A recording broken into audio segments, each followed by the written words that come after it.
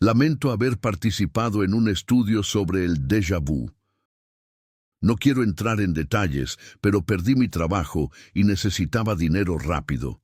Ya había participado en varios estudios de investigación y ensayos médicos por cash, así que pensé que sería una forma sencilla de ganar algo hasta encontrar otro empleo. Un día me topé con un anuncio de un estudio médico que pagaba sorprendentemente bien y me inscribí sin pensarlo 2 veces. El edificio era enorme y terminé desorientado. Los largos pasillos blancos, idénticos entre sí, se fusionaban en mi mente mientras buscaba la sala 312. Llegué tarde, pero el personal fue amable y comprensivo. Me explicaron que el estudio se centraba en el déjà vu y que, para participar por completo, era necesario implantar un microchip en el cerebro. Mira, la verdad es que no tenía ganas de que me implantaran un chip en la cabeza, pero el estudio pagaba muy bien y necesitaba el dinero. Me contaron que el déjà vu era como un fallo en una zona específica del cerebro, la cual habían logrado aislar. Al insertar el chip, este generaría una tensión constante y leve en esa área, haciendo que los episodios de déjà vu fueran más probables. Mi única tarea era registrar con detalle todo lo que sucedía justo antes de experimentar un episodio. De esta forma, podrían identificar patrones y disparadores específicos para luego inducir un episodio de déjà vu en el laboratorio, donde lo grabarían y analizarían para su investigación. Firmé los formularios de consentimiento y el procedimiento se realizó de inmediato. Estar despierto mientras algo se introducía en mi cráneo fue algo inquietante, pero en general fue rápido y casi indoloro. Aunque, sí, después sentí un dolor sordo en el sitio de inserción, uno de los efectos secundarios que habían mencionado. Otros posibles efectos incluían náuseas, insomnio, olores fantasma, confusión leve y un aumento en la frecuencia cardíaca durante un episodio. Así que esperaba experimentar algunos efectos secundarios. Sabía que podría sentirme algo confundido, pero lo que he vivido desde entonces ha superado cualquier expectativa, dejándome completamente desconcertado. Empezaré por mi primer episodio, que en comparación con los siguientes fue bastante leve, pero en su momento me dejó muy inquieto. Fue aproximadamente una semana después de la inserción. Preparé mi café matutino de la misma manera que lo hago cada día. Encendí la cafetera, saqué la crema de la nevera y agarré una taza, todo mientras el café se preparaba. Cuando el café terminó, tomé la jarra y comencé a verterlo en mi taza. Fue en ese instante cuando lo sentí. Se presentó de golpe, como si acabara de cabalgar una ola que me llevó hacia atrás en el tiempo y estuviera reviviendo una grabación de ese mismo momento, ocurrido apenas segundos antes. Estoy seguro de que vierto mi café de exactamente la misma manera cada mañana, pero esto era distinto. No se trataba simplemente de verter café. Era como si estuviera viviendo ese preciso instante de nuevo. La oleada se desvaneció y me quedé en un estado de aturdimiento, muy diferente a cualquier déjà vu que hubiera experimentado antes. Mi visión se volvió borrosa y actuaba en piloto automático mientras vertía el último poco de café en mi taza. Luego, tomé la taza y di un sorbo. No era café. El sabor desconocido me sacó de mi aturdimiento de inmediato. Mi taza estaba llena de pura crema. Perplejo, la observé por un buen rato, intentando descifrar qué diablos acababa de ocurrir. Sé que no estaba prestando toda mi atención, pero recordaba con asombrosa claridad haber recogido la jarra y verter el café en mi taza. Sin embargo, al volver a mirar, la jarra seguía llena y sin tocar. La tapa de la crema reposaba en la encimera y el envase de crema estaba medio vacío. Decían que una ligera confusión era un efecto secundario habitual durante un episodio de déjà vu. Pero yo había comenzado a verter mi café antes de que se manifestara el déjà vu, lo que hacía que nada tuviera sentido. Fue inquietante, pero finalmente lo acepté. Intenté devolver la crema de mi taza al envase y preparé una taza de café de verdad. Me convencí de que no era tan grave, algo de lo que ahora me arrepiento. La segunda vez que experimenté déjà vu fue 3 días después. Estaba en el baño, cepillándome los dientes, sin nada fuera de lo común. Era como siempre, cuando me cepillaba antes de dormir, sin pensar demasiado en lo que hacía, con la mente divagando en distintas direcciones, sin concentrarse plenamente en el acto, pero permaneciendo consciente y alerta. Claro, ya me había cepillado en ese mismo lugar antes, pero cuando la oleada de déjà vu me golpeó, estuve seguro de haber retrocedido en el tiempo y de estar reviviendo exactamente ese momento.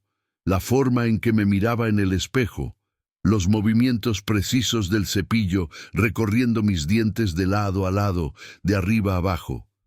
La sensación se desvaneció mientras seguía cepillándome, pero mi boca tenía un sabor absolutamente repugnante, amargo, ardía, tan intensamente que no podía respirar.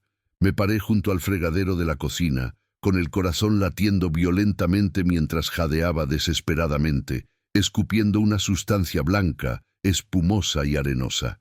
Escupí una y otra vez, pero seguía ahí.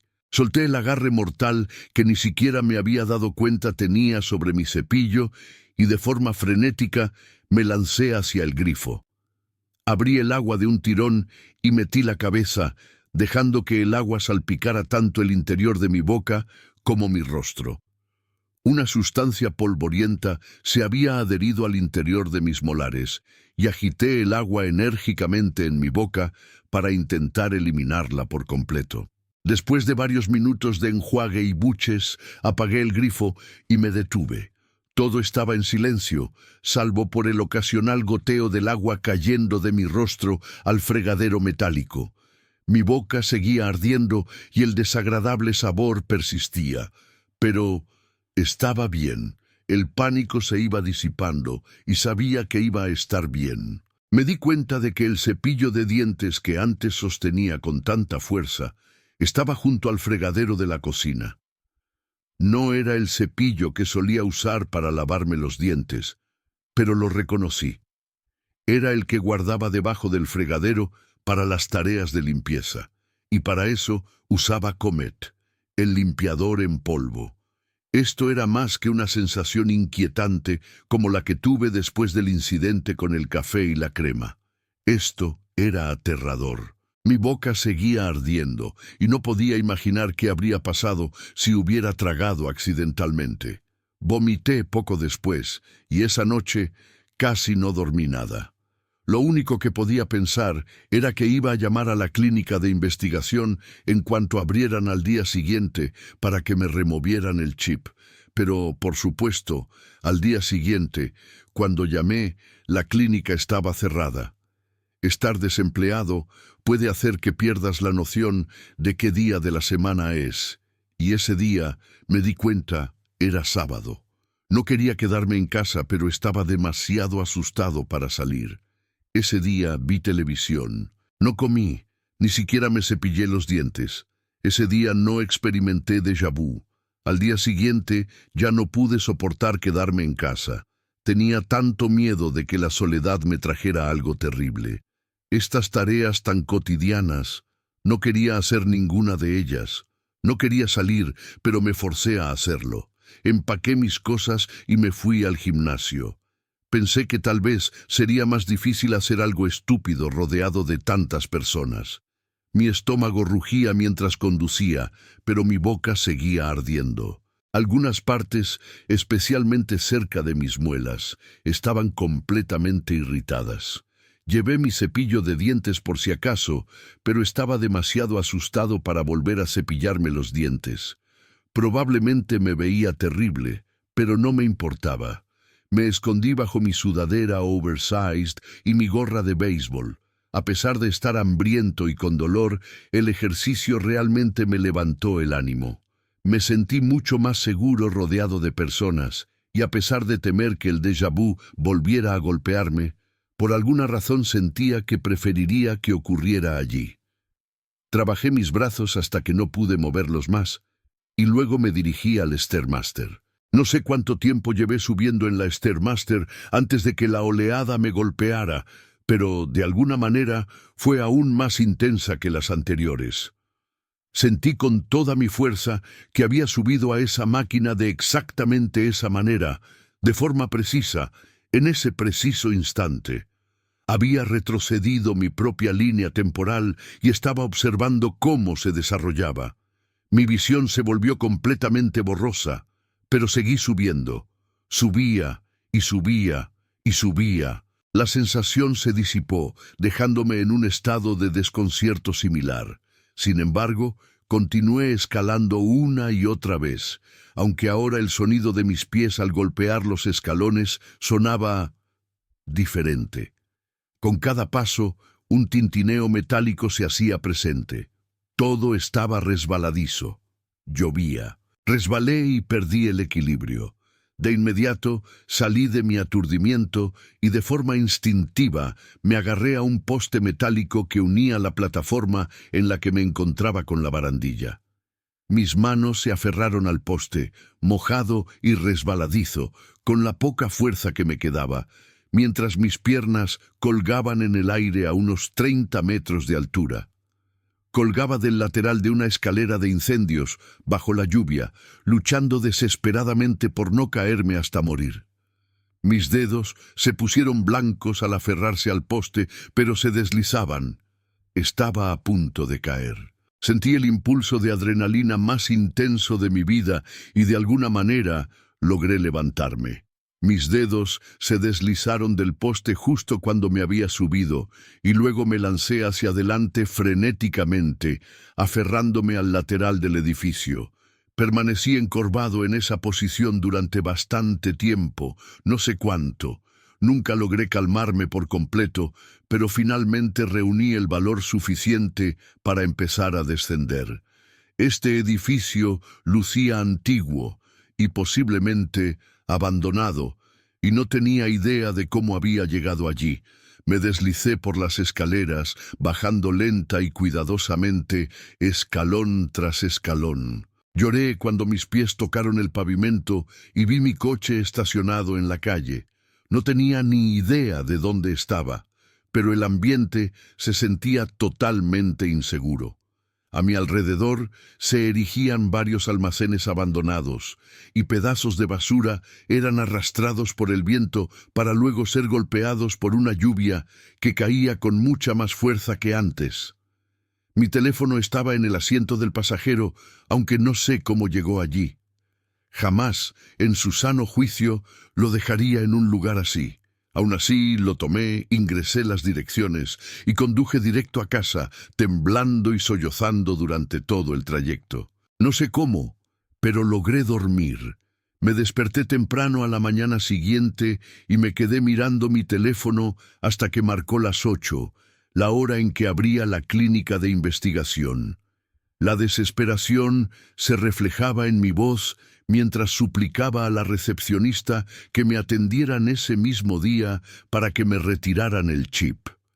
Le expliqué que estaba sufriendo efectos secundarios muy graves y que necesitaba que lo quitaran de inmediato. Aunque dudó, me programó una cita para las 3 de la tarde.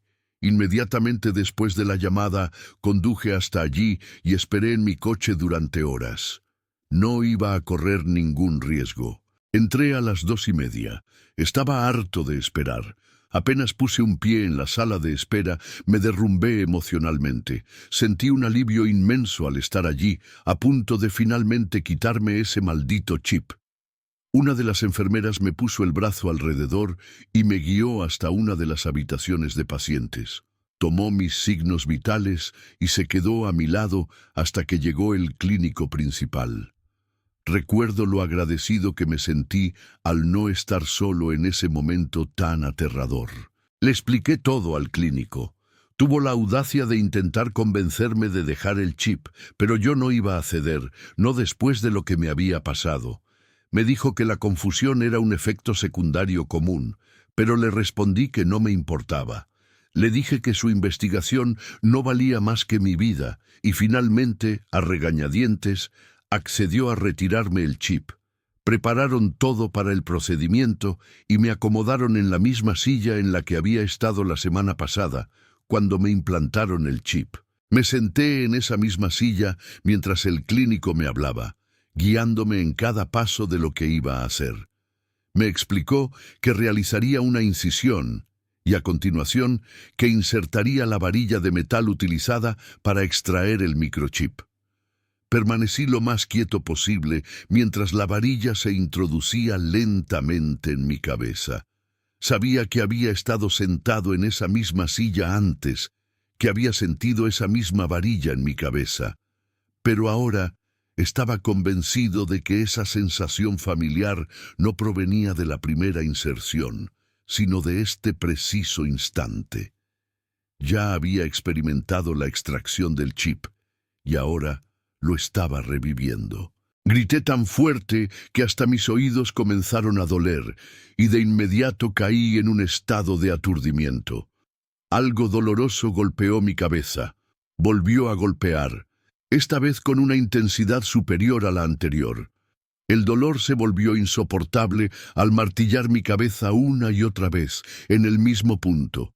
Mi visión se volvió completamente borrosa y el olor a sangre inundó mi nariz. Salí de ese trance y casi vomité por el dolor. Mis ojos se movían frenéticamente de un lado a otro, temerosos de que cualquier movimiento empeorara la situación. Pero al mirar a mi alrededor, no había nadie. No había asistentes de laboratorio, ni monitores, ni equipos, ni herramientas. Me encontraba en una amplia sala oscura. Las paredes estaban destrozadas y el agua se filtraba a través de las grietas del techo. El ambiente era sombrío, húmedo y olía a moho. Mi cabeza latía de dolor y de manera instintiva dejé caer lo que tenía en la mano para protegerla, mientras la sangre se esparcía por mi camisa. Un estruendo metálico resonó al golpear el suelo de concreto, y al mirar hacia abajo vi un largo destornillador de metal cubierto de sangre a mi lado. Allí estaba yo, en ese viejo y deteriorado almacén, con la sangre fluyendo de mi cabeza y un destornillador junto a mí. No había nadie más. Yo había sido el autor de esto. Casi no recuerdo haber salido del almacén. Me sentía tan paralizado allí, pero finalmente logré salir.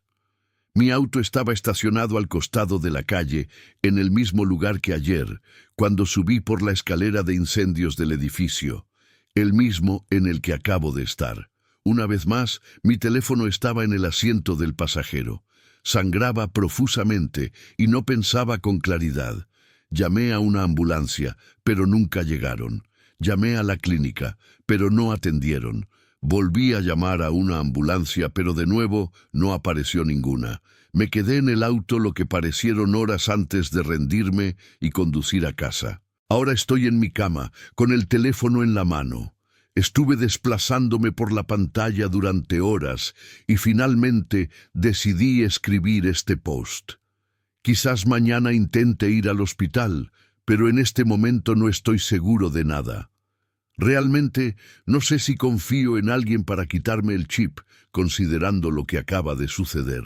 Pero ahora me doy cuenta de algo con absoluta certeza. Mientras escribo estas líneas, se sienten tan claras. Ya he tecleado exactamente esta misma frase antes, justo ahora. Esto también. Volví y ahora estoy aquí de nuevo.